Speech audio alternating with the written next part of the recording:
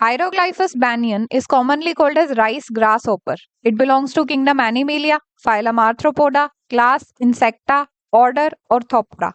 Order Orthoptera के under grasshoppers और crickets आते हैं. Family Acrididae, genus Hieroglyphus, species is banian. Then it is distributed in paddy growing areas of India जैसे कि UP, Bihar. Major host plant is rice and alternate host plants are jowar, bajra, arhar. Then next is habits. Hieroglyphus banian के adult rainy season में दिखाई देते हैं. Adult mail mating करने के just बाद मर जाता है, कॉपुलेशन के बाद मर जाता है. और जो एडल्ट फीमेल होती है वो ओवी पोजीशन के बाद मरती है, यानी एग लेइंग करने के जस्ट बाद मर जाती है. तो जब भी ये मेल मैच्योर हुआ और फीमेल मैच्योर हुई, मैच्योर मेल और फीमेल के पेयर को बोला जाता है ब्रूड. तो ये ब्रूड का पेयर एक ही बार ब्रीड कर सकता है, उसके बाद इनकी डेथ हो जाती है. तो ये बोल लीजिए कि ये पूरे लाइफ टाइम में एक बार ब्रीड कर सकते हैं, या फिर कह लीजिए कि एक साल में एक बार ब्रीड करते हैं, उसके बाद नेक्स्ट जनरेशन आ जाती होती है. Then identification. जो एडल्ट है that is shining green yellow. इनकी लेंथ होती है अराउंड 40 mm टू 55 mm. इनके थोरैसिक रीजन पर, प्रोनोटम पर 2 to 3 ब्लैक स्पॉट्स भी प्रेजेंट होते हैं. इनको अभी हम देखेंगे. फिर आ जाते हैं इनके लाइफ साइकिल पर. इनकी लाइफ साइकिल में 3 स्टेजेस आती हैं, एग्स, निम्फ, एडल्ट. इतना तो हम जान ही चुके हैं कि ये एक साल में एक ही जनरेशन प्रोड्यूस करते हैं, उसके बाद इनकी डेथ हो जाती है आफ्टर मेटिंग. फिर ये new generation next generation produce करेगी, इनकी भी डेथ हो जाएगी जस्ट आफ्टर मेटिंग. इसी तरह से न्यू जनरेशन्स बनती जाती हैं और पुरानी जनरेशन्स की डेथ होती जाती है. ये रिप्रोड्यूस करते हैं जून से अक्टूबर तक.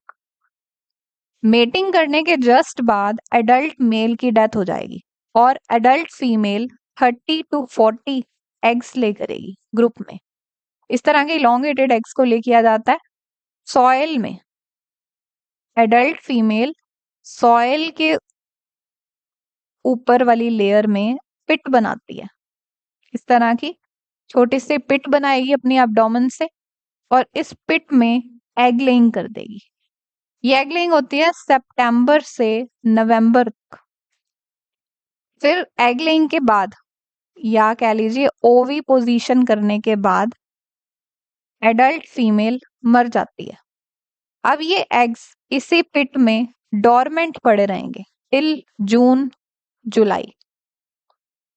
जैसे ही पहली बारिश आएगी, फर्स्ट शावर के बाद ये एग्स हैच होते हैं और इनमें से येलोइश ग्रीन कलर के निम्फ एमर्ज होते हैं. ये निम्फ वोरेशियस फीडर होते हैं, बहुत ज्यादा खाते हैं. खाना खाकर नरिशमेंट ऑब्टेन करके 5 to 6 मोल्टिंग्स करते हैं और मोल्टिंग करने के बाद सितंबर के एंड तक ये पूरे ग्रो हो जाते हैं और कन्वर्ट हो जाते हैं एडल्ट में.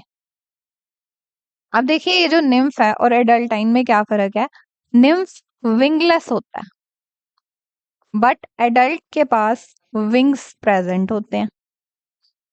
निम्फ के प्रोनोटम वाले रीजन में, थोरैक्स वाले रीजन में रेडिश ब्राउन स्पॉट्स प्रेजेंट है और एडल्ट के थोरैक्स वाले रीजन में ब्लैक स्पॉट्स होते हैं. 2 to 3 ब्लैक स्पॉट्स होते हैं थोरैक्स के दोनों साइड्स पर.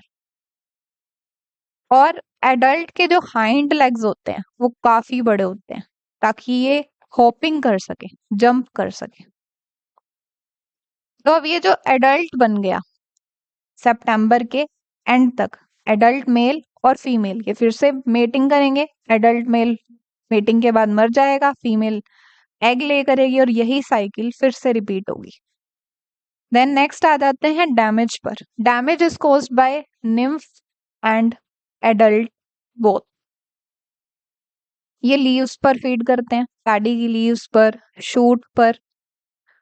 लीव्स ड्राई हो जाती हैं, उनमें ट्विस्टिंग हो जाती है, रोल हो जाती हैं, वो डीफोलिएट हो जाती हैं और गिर जाती हैं, विल्टिंग भी हो जाती है उनकी। नेक्स्ट है कंट्रोल। वही 3 तरह से कंट्रोल किया जा सकता है, mechanical, chemical, biological. Mechanical control में इन्हें, इनके जो निम्फ हैं, एडल्ट हैं, या फिर जो इनके एग्स हैं, उनको हैंड पिक करके किल कर दीजिए।